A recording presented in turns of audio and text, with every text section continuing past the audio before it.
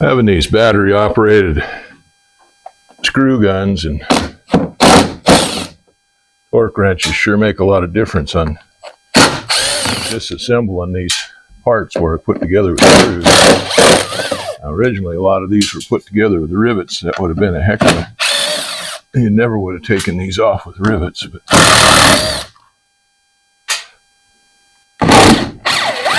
today is Friday, June 28th. Yeah, I'm a little bit depressed and a little bit angry. It's been over a week since that wing was ready to be painted, and over 2 weeks, almost 3 weeks, since I tried to order the paint for it. And it's not here yet.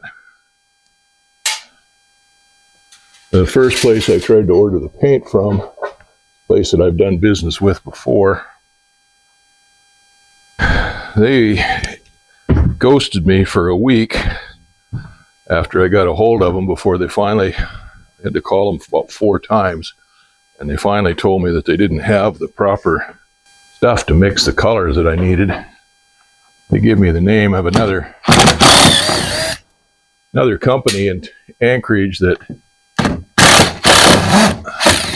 makes that same type of paint, PPG. I got a hold of them, sent them the information and everything, and he got back to me and said they could get that, they had everything to get that paint. They would get it out that afternoon. That was a little over a week ago.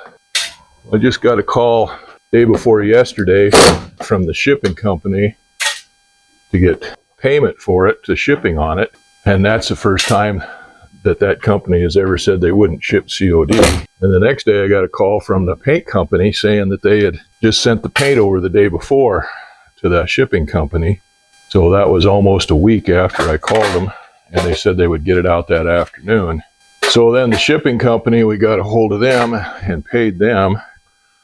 And then they said that it would be 4 or 5 days or so before they could get the package, the paint, on a plane and get it here. Well, I have a friend of mine, a guy that I met, I sold some parts to, that works in a little town out in western Alaska.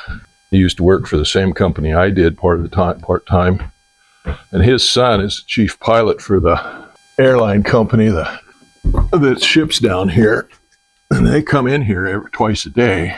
So I don't know why their excuse was why they couldn't get it shipped out. But anyway, I called him to see, his son is the chief pilot there. Maybe I already said that.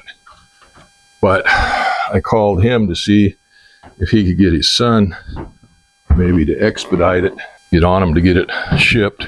And he said he would, but still haven't heard anything from him, so still waiting on paint. That's pretty frustrating. I suppose I could say that it's my fault. I probably should have ordered that stuff sooner, but I didn't want it sitting around here freezing. I didn't want to get it shipped when it was cold in the middle of the winter and have it freezing here. Anyway, I could procrastinate, and I didn't get it shipped when I should have, I guess. So, partly my fault, but still frustrating. That's what's holding me back on calling the mechanic to get him to come up to do the annual on the airplane. There's no point in calling him to come up to do the annual until we get the wing ready to put on, because he is not going to want to sit around up here for a week or two waiting for me to get my stuff together here to get that wing finished and put on. He's got other things to do down where he lives. So, like I said, I'm kind of frustrated with that, because it's going to take 2 days at least for the paint to set up. Once I get the paint on there, at least 2 days for the paint to harden up enough to handle to move that wing over here. I'll just keep plugging away. I do have other things that I can do to the airplane. I've gone on this right wing, which is still attached to the airplane, and taken all the inspection covers off, so that's ready for him to inspect when he gets here. I took all the interior out. I took the ELT out because we have to put a new ELT battery in this year. I took it out and took the old battery off. It's ready to get the new battery on when it comes. I am getting some things done that needs to be done on here. It's not a total waste of time. One of the things I've got to do is change some of these cables out. For the engine controls, they're still functioning, but they're getting to be worse for wear. So right here, we have a carburetor heat control. There's a air box here and a valve here, and carburetors can get carburetor ice in them when you're flying, depending on the outside moisture and outside temperature, because as the air goes through the carburetor, it goes through a venturi where it's neck down, which accelerates the speed of the air flowing through. And the purpose of that is to vaporize the fuel, pull the fuel into the engine and vaporize it. Well, when you increase the speed of a fluid, you decrease its temperature. And under the right temperature, moisture conditions, you can build up carburetor ice on the carburetor. It'll build up on the butterfly valve and in the orifice itself, and it chokes off the carburetor so the engine runs rich. And it can actually cause the engine, well, your loss of power, of course, but it can actually cause the engine to quit if it's not getting enough air. Carbureted airplanes are equipped with a carburetor heat assembly. So we have this air box on here, and the air filter fits on the front of it. And then we've got an air line that comes down here. Fresh air gets forced in through the front of the cowling, goes down through this tube, up here into the muffler, into a shroud around the muffler, not into the muffler itself, but a shroud around the muffler where it gets heated up. And then it comes out of a port on the muffler on the bottom side and comes in here into the carburetor air box down here. And so there's a butterfly valve here on the carburetor air box that, if you pull back on it, that shuts off the incoming air from the front, and you get carburetor hot air coming into the carburetor, which melts the carburetor ice. Now, you don't want to run that all the time because the air is less dense and you develop less power like that, and you wind up with a richer mixture, which of course you can compensate for by changing the mixture on the carburetor, but you still wind up with less power. So you want the cold ram air coming in here for the normal operating. So anyway, that cable is not in too bad a shape, but it is worn. And then we have a mixture control cable. There's a mixture control in the cockpit where you pull the cable out, and there's a mixture control here on the carburetor that moves back and forth for that, so we can adjust the mixture. And a lot of automobiles, or most automobiles or anything like that, aren't going to have it because they don't change altitudes like an airplane does. So an airplane, we can go here from sea level to 10,000, 15,000 feet in a few minutes. And of course, the air density is less the higher you go. So to maintain power and to maintain fuel efficiency, or to increase fuel efficiency, you want to increase or decrease the mixture, decrease the fuel going through there. So there's a mixture control there, and I'm going to replace it.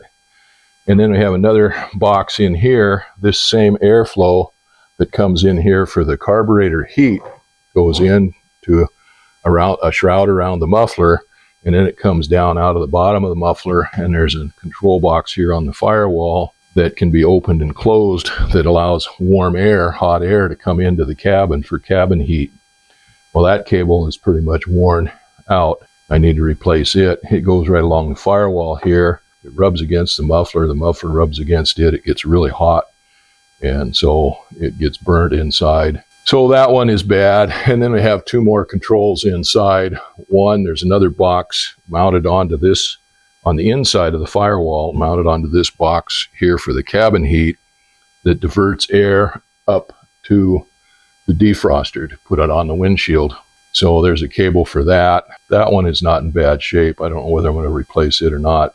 And then there's another cable that goes down, and I have another box mounted on the firewall on the other side up here that takes air out of a different port that goes in through a valve and then goes down for heat for the back seat passenger. So anyway, I've got new control cables I'm going to put on. Well, there's two choices for me. I can either lay down on the seat, contorted up underneath the instrument panel, and change those from in there, undo one, pull it out, crawl back out, come down here, unhook.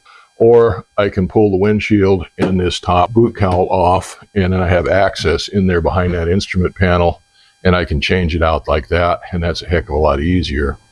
So when I redid the fuselage in this airplane, I made a new boot cowl This is the boot cowl here. It attaches to the firewall and then attaches to brick brack that goes along here. Anyway, I made it into a two-piece boot cowl. So we have the lower half here that comes up around, and then the upper half up here, and it's all screwed on instead of being riveted on, so it's easy to get on and off. So I've got a bunch of screws to take out here and into the back of the instrument panel. I've already taken the windshield out. So anyway, now I can take that upper boot cowl off. So there was a couple of things mounted here to the upper boot cowl that I've got to take off. Anyway, I've got a shield here, a little fairing that I made. There's a V-strut. This is a main part of the structure of the airplane. Comes down here off of the carry-through member for the spar, for the wing spar. Comes down, welds together here, and then splits and goes down to the firewall on both sides. That's a major structure member. Anyway, to get the boot cowl to fit over it, I had to have a pretty good gap in there. That's got a little plastic fairing over it that I made out of Kydex. That comes off with a couple of screws, and then I had a spider tracks here on the cowling mounted on there.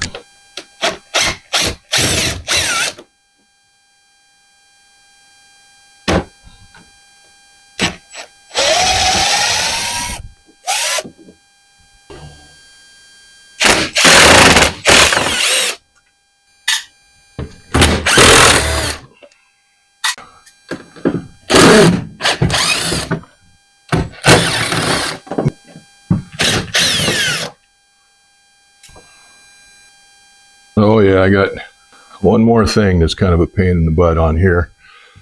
The hoses come up and attached fittings right here in the top of the boot cowl for the windshield defroster. I almost forgot about those, that I got to loosen up the hose clamp on those and take those hoses off, and that's probably one of the hardest things to line back up again when you get ready to put that thing back together. All right, there's the top of the boot cowl off there. See, that's pretty easy to take off with a Torx driver, with an electric screwdriver. It'd be a pain in the ass to take off with a regular screwdriver where you had to unscrew all of those, but I took them apart before like that and put it together like that. In fact, putting it together with a regular screwdriver is probably the best thing to do, because you don't want to over torque those and stainless steel screws, break them off. Now, the hardest thing is putting this all back together and getting all these holes to line up in the right holes. But it can be done. Oh, here's what it looks like now that I got the boot cowl off there. That's the back of the instrument panel.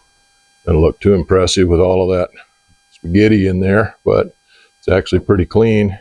This one right here is the throttle cable. I changed it last year before last. I think I changed it when I put the new engine on, which is year before last. And then these are the other cables down here.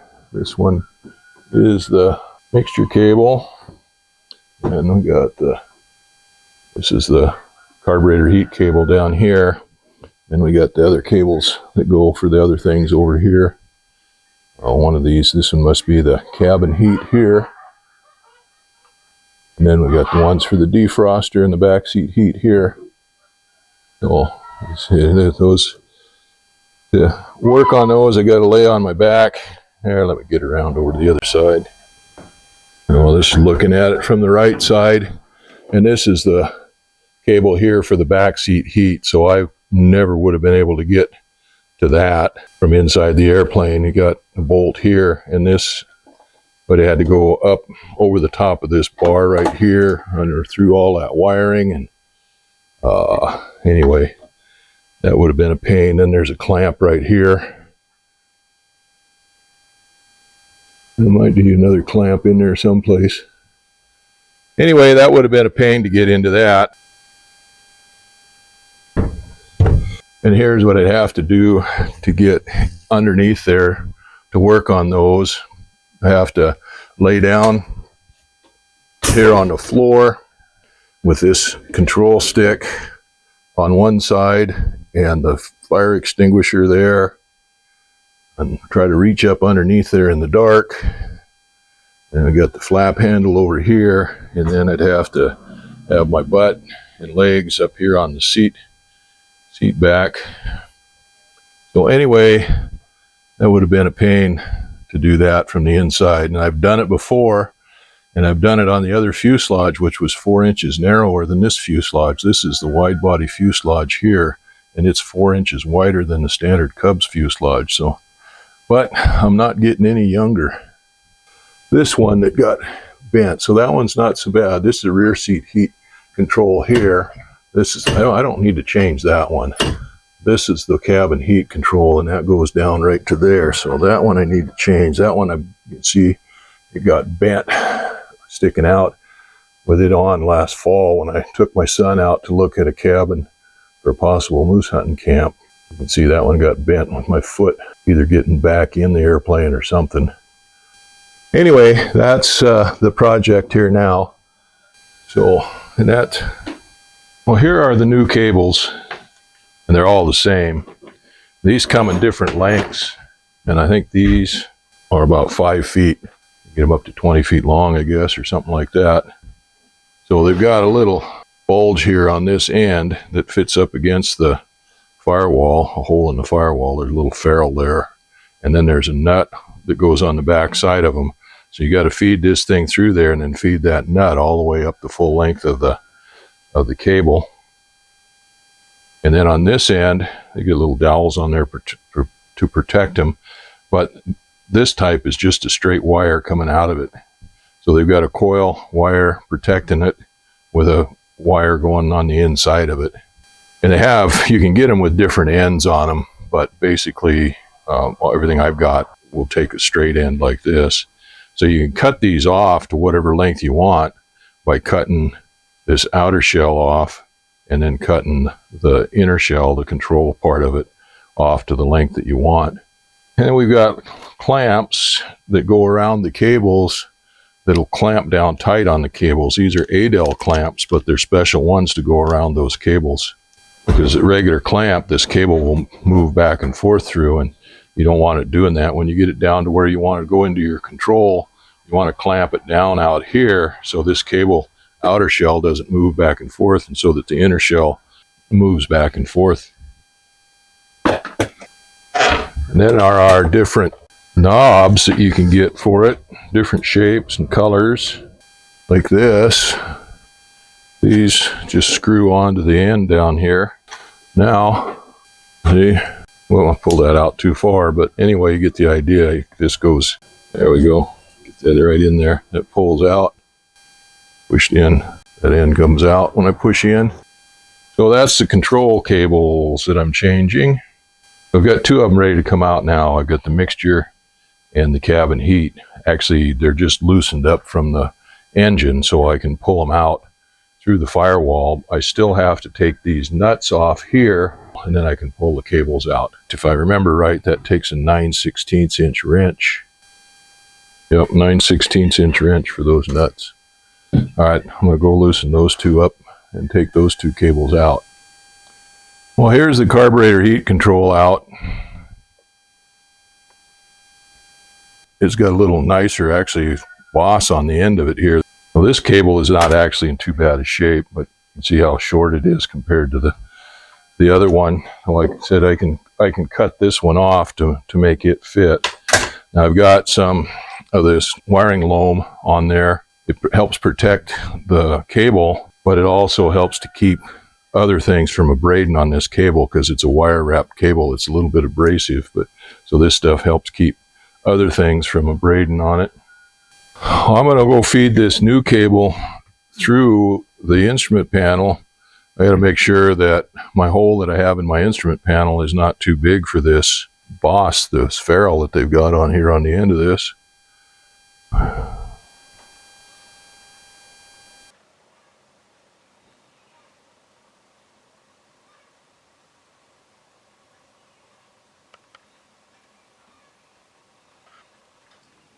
I got the carburetor heat cable and the mixture cable routed, so I've got to get them lined up so that they are in the right spot, and then so they have full movement back and forth. So we've got the mixture cable right here, it's got to be able to move all the way back to the stop at idle cutoff, and it's also got to come all the way forward for full rich.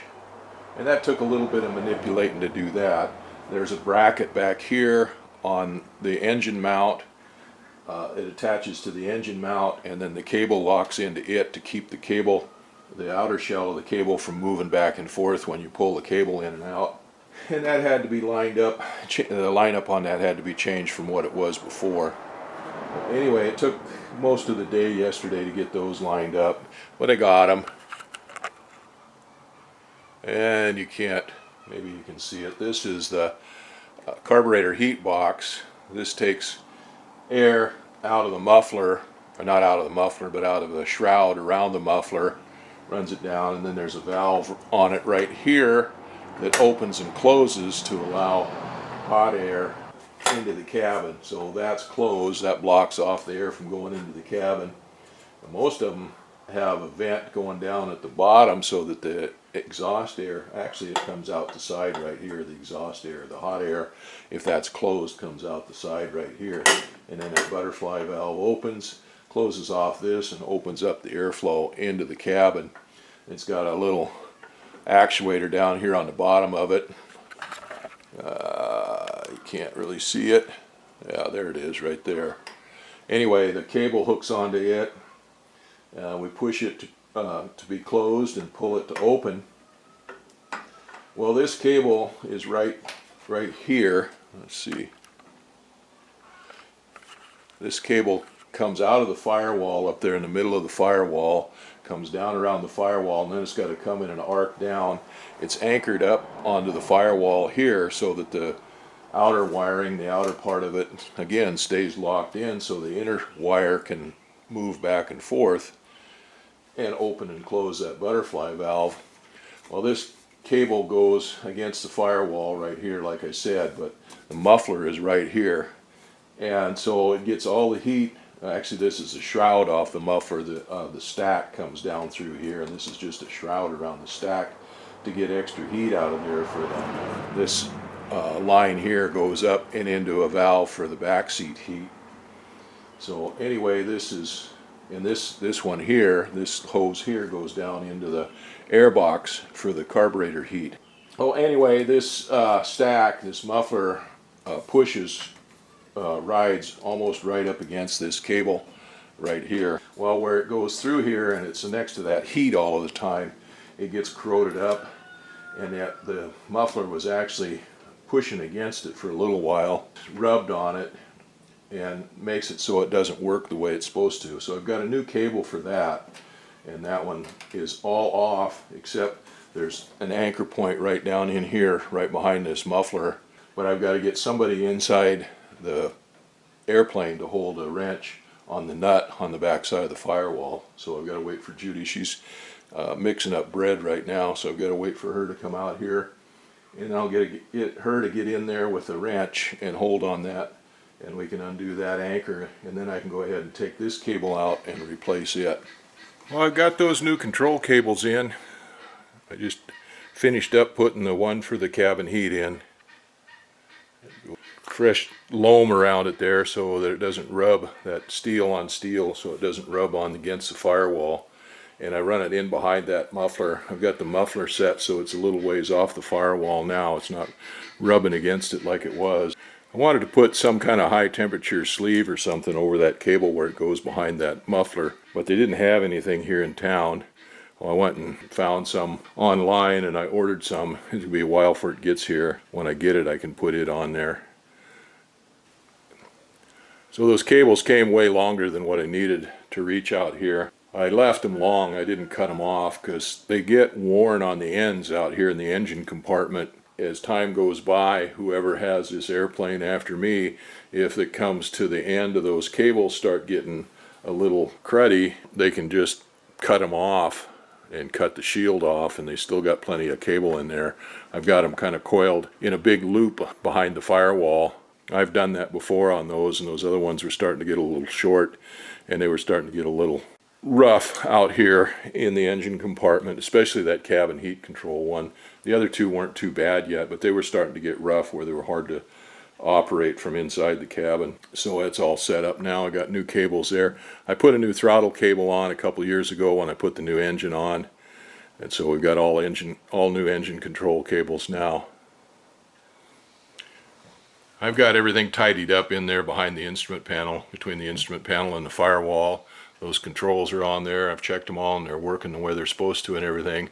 So I can put that boot cowl, upper boot cowl, back on there. So I think my next project here is working on this float.